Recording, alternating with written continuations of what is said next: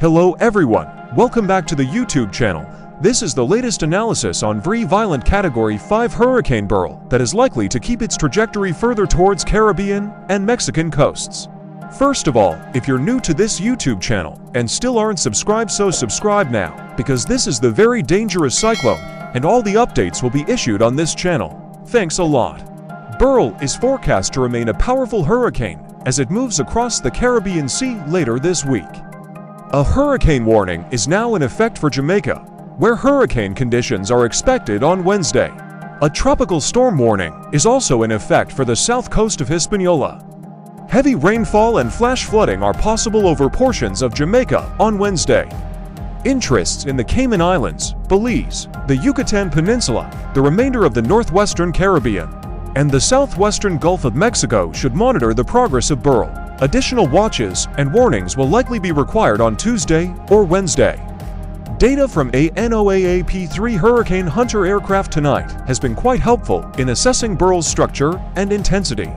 Within the past hour, the aircraft measured a peak 700 mph flight level wind of 180 miles per hour, 157 knots in the northeastern quadrant. A typical 90% reduction translates to a maximum sustained wind of 160 miles per hour, 140 knots, which makes Beryl a potentially catastrophic Category 5 hurricane. This is the earliest Category 5 hurricane observed in the Atlantic Basin on record, and only the second Category 5 hurricane to occur in July after Hurricane Emily in 2005. Beryl continues to move quickly to the west-northwest, even a bit faster than earlier, estimated from plane fixes to be 219 knots. A well-established subtropical ridge-oriented east to WNW of Beryl is expected to continue to steer the small but potent hurricane quickly west-northwestward into the central Caribbean over the next several days. After 48 hours, the strongest ridging becomes position more NW of Beryl, and the storm could turn a bit more westward and gradually slow down when it reaches the northwestern Caribbean. The guidance this cycle has nudged a bit further north this cycle, and thus the NHC forecast track has also been shifted in that direction, roughly between the reliable HCCA and TVCN consensus aids. After 72 hours, model track spread increases quite markedly, especially after Beryl emerges into the Gulf of Mexico. And forecast confidence in the track at the end of the forecast is rather low.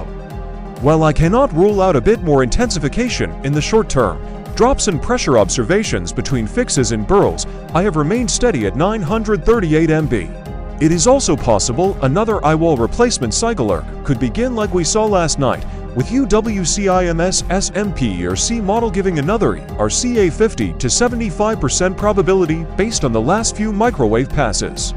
With that said, after the next 24 hours, both the GFS and ECMWF remain insistent that significant mid-level westerly shear above 30 knots will begin to undercut Beryl's outflow layer.